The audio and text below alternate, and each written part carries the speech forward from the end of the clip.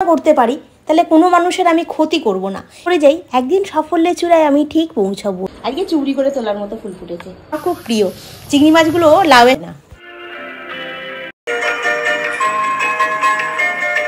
আজকে ঘুম থেকে উঠেছি খুব তাড়াতাড়ি, কারণ কালকে যে তাড়াতাড়ি ঘুমিয়ে পড়েছিলাম, কালকে বেশি রাত্রি করিনি, কালকে তো চোখ খুলে রাখতেই পারছিলাম না, ওই জন্য যে সকাল সকাল উঠে পড়লাম। সকাল সকাল উঠে আগে আমি ভিডিওটা রেডি করলাম, কালকে রাত্রিবেলা ভিডিও রেডি করে রাখতে পারিনি।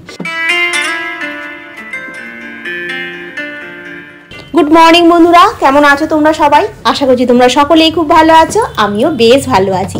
আজ হলো বৃহস্পতিবার, সকাল সকাল ঘুম থেকে উঠে পড়েছি একটাই কারণ, কাল তো এক রাত্রিরে ভিডিও এডিট করিনি তার জন্য। আবার সেকেন্ড কারণ হলো আজকে বৃহস্পতিবার, মা লক্ষ্মীর পুজো আছে। তো সকাল সকাল ঘুম থেকে উঠে ওই জন্য বাসি কাজে হাত দিয়ে নিলাম। না আর বেশি দেরি করবো না। দেখো না, উঠেছি তো কত সকালে বলো। এখন দেখো বাইরে বেশ ভালো আলো ফুটে গেছে। এবারে না বিছানাটা ঝেড়ে এসেই মনে পড়ে গেল কালকে মাছ নিয়ে এসে রেখেছি, ওটা না একটুখানি আবার জলে ভিজিয়ে রাখলে বরফটা আবার ছাড়বে না। ওই জন্য একটুখানি জলে ভিজিয়ে রেখে দিয়ে বাইরে থেকে সমস্ত জামা কাপড়গুলো তুলে নিয়ে এসে একটু ভাঁজ করে আল্লায় সুন্দর করে গুছিয়ে রাখবো, নাহলে সেই আবার চেয়ারে জড়ো করা থাকবে, আবার সেই সন্ধ্যাবেলা এসে করতে হবে।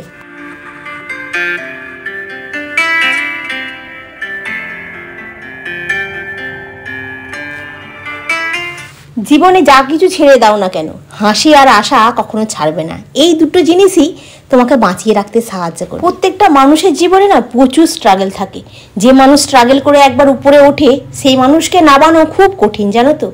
তো সেই অর্থে আমার বড় মামাও প্রচুর স্ট্রাগল করেছিল একটা সময়। আজকে এমন জায়গায় এসে দাঁড়িয়েছে, তাকে কোনো মতে টেনে তাকে নিচে কেউ নামাতে পারবে না, যে যতই তার উপরে হিংসা করুক না কেন। তাই কোনো মানুষের যদি ভালো না করতে পারি, তাহলে কোনো মানুষের আমি ক্ষতি করব না, এটা আমি সবসময় মনে মনে ভাবি। আর সেটা আমি সবসময় গোপালকেও বলি যে গোপাল, আজ যাই করিয়ে দিও আমাকে দিয়ে, যেন মানুষের ক্ষতি করিয়ে দিও না। মানুষকে আমি যদি না উপকার করতে পারি কোনোদিন, আমি মানুষের জন্য কোনোদিন ক্ষতি না করি।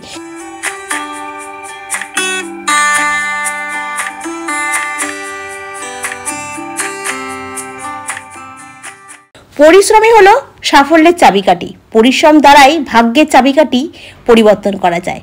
যে কোনো ক্ষেত্রে সফলতার প্রথম শর্তই হলো প্রবল ইচ্ছাশক্তি আর কঠোর পরিশ্রম। আর যদি লক্ষ্যে অটুট থাকতে পারি, সেই অনুযায়ী যদি আমি কাজ করে যাই, একদিন সাফল্যের চূড়ায় আমি ঠিক পৌঁছাবই। এই বিশ্বাসটা আমি হারাবো না, যত যাই হয়ে যাক না কেন।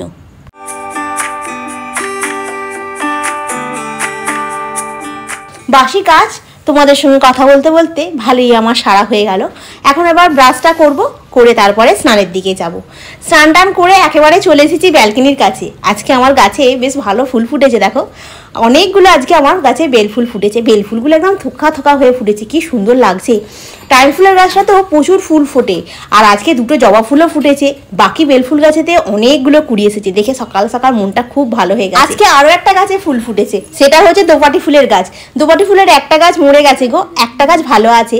সেই গাছে একটা ছোট্ট মতো দোপাটি ফুল ফুটেছে, দেখে খুব ভালো লাগে। তনুকেও দেখালাম, দেখ তনু কি সুন্দর ফুলটা ফুটেছে।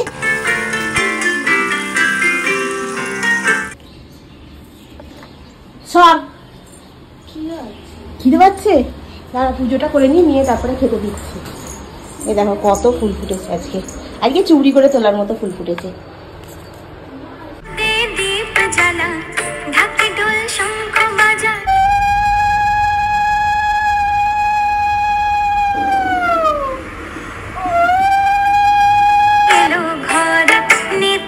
এখন পড়তে চলে যাচ্ছে। তনুগুলি নিজে নিজে একটা ডিম সেদ্ধ খেয়ে পড়তে চলে যাচ্ছে। আজকে একদম সময় হয় না টিফিন করে দেওয়ার। ঠিক আছে, আমি টিফিন করে রাখবো, এসে খেয়ে নেবে। আজকে আকাশটা খুব মেঘলা মেঘলা ওয়েদার হয়ে আছে। তনুগুলি চলে যাচ্ছে, টাটা। চলো, আমার পুজো হয়ে গেছে। এদিকে এবার রান্নার দিকে যাই।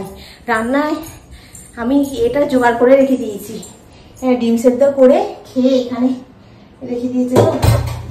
যা করে খেয়েছে এটাই অনেক। করবো বলে করলা কেটেছি, জলের মধ্যে সব ভিজিয়ে রেখেছি, পড়ে যাচ্ছে আবার। আর টমেটো লাউ দিয়ে চিংড়ি মাছ হবে, চিংড়ি মাছটাকে ধুয়ে নিয়েছি। রান্না করার পালা, সব কাজ হয়ে গেছে। রান্নাটা বসিয়ে দিই ঝটপট করে, দিয়ে তারপরে একটুখানি বসে চা খাই। তারপর কথা বলতে বলতে অনেক দেরি হয়ে যাবে, আমি তারপর এবার নার্ভাস ফিল করবো খুব। চিংড়ি মাছকে তো আগে জলের পোকা বলতো। আমার দিদা তো চিংড়ি মাছ খেত না। দিদা বলতো চিংড়ি মাছকে নাকি জলের পোকা বলে, সেই জন্য খেত না। কিন্তু চিংড়ি মাছ এমন একটা মাছ যে তুমি যে তরকারিতে দাও না কেন সেই তরকারি টেস্ট হয়ে যায়। কেন বলো দেখি? আজকে আমি করব লাউ চিংড়ি। লাউটা অত বড় নিয়ে এসেছি, অনেকদিন ধরে ভাবছি লাউ চিংড়ি করে খাবো। অনেক দিন হয়ে গেছে লাউ চিংড়ি করে খাওয়া হয়নি। লাউ দিয়ে মাছ দিয়ে ঝোলটাও কালকে খুব ভালো লেগেছিল খেতে, আজকে ওই জন্য লাউ চিংড়ি করছি।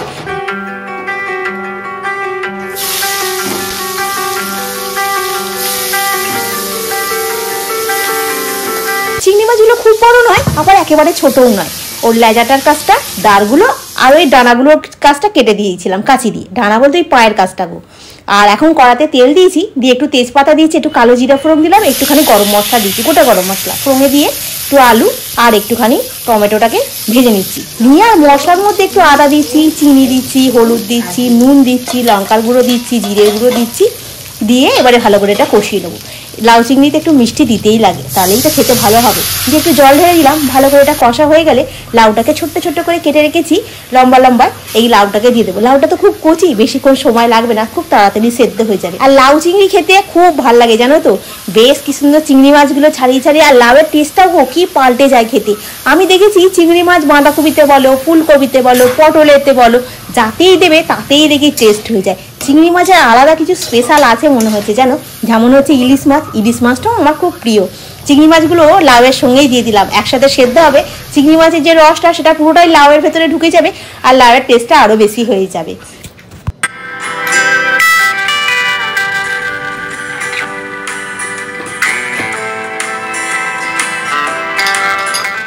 কফিটা করে একটা সাইড করে রেখে দিয়ে এখন এয়ার ফ্রায়ারের মধ্যে করলাগুলো দেবো। করলাগুলো না এয়ার ফ্রায়ারের মধ্যে দিলে বেশ মচমচে হয়ে যায় গো, খড়খড়ে খড়খড়ে লাগে খেতে, আর বেশ ভালো লাগে। আতিরটা অতটা লাগে না, আর তেলটা তো লাগেই না, ওটা তো হাওয়ায় হাওয়ায় ভাজা। যাই হোক, অল্প একটুখানি তেল মাখিয়ে নিয়ে আমি এয়ার ফ্রায়ারের মধ্যে দিয়ে দেবো। এতক্ষণ পর কফিটাকে নিয়ে আমি এবারে ঘরে গিয়ে একটু শান্তি করে বসে দুটো বিস্কুট দিয়ে খাবো। আজকে রান্নায় হয়েছে তোমার লাউ দিয়ে চিংড়ি মাছের তরকারি। লাউ দিয়ে চিংড়ি মাছের তরকারিটা না দুর্দান্ত খেতে হয়েছিল জানো তো। লাস্টে একটু গরম মশলা আর একটু ঘি দিয়ে দিয়েছিলাম। আর এখানে হয়েছে তোমার করলা ভাজা, আর তনুর জন্য আজকে টিফিনে করেছি তোমার চিড়ের পোহা, আমিও নিয়ে গেছিলাম। গুড ইভিনিং বন্ধুরা, সন্ধ্যাবেলা বাড়ি এসে তনু আমার জন্য চা করছে, চায়ের সঙ্গে আমার মুড়ি মেখেছে, আর পাপড় নিয়ে এসেছে। ও বাবা, কত কি দিয়ে মুড়ি মেখেছে, খালি দেখো, খালি বাদাম, তারপরে এটা ওটা দিয়ে মেখেছে, পেঁয়াজ, অনেক কিছু দিয়ে। পাপড় নিয়েছে, এবার ধর পাপড়টা বার করে নিয়ে আসি। দাও, পাপড় নিয়ে এসেছি ট্রেন থেকে আসার সময়, 10 টাকা করে নলি পাপড়। এবার তনু খেতে খুব ভালোবাসে, কি জানি এখন ডায়েটের চক্করে খাবে তো। খাবি তো রে? চল, তোর একটা আমার একটা। চলো বাথরুমের লাইটটা অফ করে দিই, দিয়ে এবার একটুখানি বসে একটুখানি চা খাই। এসে জামা কাপড়টা ছেড়েছি, মেজে দিয়েই ফেলে রেখেছি, এখনো বোঝাই উঠছি না, বাইরেটা শুকনো করতে দেবো, নাহলে ওগুলো কাটছি, কালকে কেচে দেবো। বাবারে, চলো চায়ে চিনি দাও নি, চিনিটা ফুরিয়ে গেছে না, কি হবে এবারে? কি চিনি নিয়ে আসতে হবে না। চল এখন চাটা খাই, খেয়ে দিয়ে তারপর রান্নার দিকে যাবো। আবার এতটা মুড়ি খেয়ে রাতে খেতে পারবো কিছু।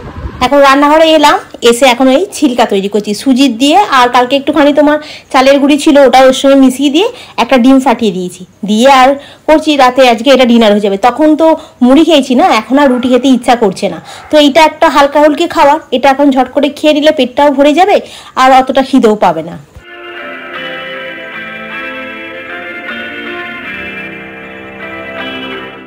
সব মেয়ে পরিষ্কার করে নিলাম, ওইদিকে ছিলকাটাও হয়ে গেছে। আর এইদিকে দেখো, এই যে ছিলকাটা, এই ছিলকাটা সকালবেলাতে আমি করছিলাম টিফিনে, তো টিফিনে করতে গিয়ে তাড়াহুড়ো করছে তো, আর চাটুটা গরম হয়নি, তেলটা অল্প করে ছড়িয়ে দিয়েছি, দিয়ে তাড়াতাড়ি করে বাসনটা মাজতে গেছি। ওমা, সে তাকে চাগলা মেরে তুলেই গেছি, সে উঠছে আর না, তাহলে আজকে কি করবো, রেখে দিলাম, মানে চাগলা মেরে তুলে রেখে দিলাম। এখন ফেলে দেবো না তো, ওই জন্য আবার একটুখানি চাটুতে ওগুলো হয়ে যাওয়ার পর চাটুতে একটুখানি তেল দিয়ে আবার একটুখানি ভালো করে ভেজে নিলাম। এই ভাজা হয়ে গেল, বাসন মাজা হয়ে গেছে, বাসনগুলো গোছাতে হবে। এই ঝুড়িতে কিছু বাসন ছিল, সেগুলো মেজে ধুয়ে রাখলাম। আসল কথা কি বলতো বন্ধুরা, যা কিছু সবই ধৈর্য আর পরিশ্রম, এটা হচ্ছে মেন দরকার যে কোনো কাজে সফলতা পেতে গেলে, তাই না? তাই ধৈর্য ধরে যা কিছু, যেন আজ সকালবেলা যদি একটু ধৈর্য ধরে তেলটা গরম হতে দিতাম তাহলে ওটা উঠে যেত। কিন্তু এই যে ধৈর্য, তাড়াতাড়ি করে যেতে হবে, তাড়াতাড়ি ছুটতে হবে। তবে এই ছিলকা মিলকা খেয়ে আমার কিন্তু একদিকে খুব ভালো হয়েছে জানো তো। 67 কিলোর ওজনটা 68-67 এরকম হচ্ছিল, তা 1 কিলো মনে হচ্ছে কমেছে, 66 কিলো হয়েছে।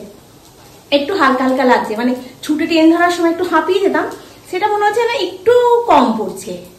তো যাই হোক, এখন একটু তাড়াতাড়ি বেরোচ্ছি, বেশি দেরি করছি না। ভোরবেলা উঠে যদি অন্ধকার থাকতে উঠে কাজ আরম্ভ করেছি, তাহলে আজকে তাড়াতাড়ি হবে না, তারই মধ্যে দেরি হয়ে যাচ্ছে।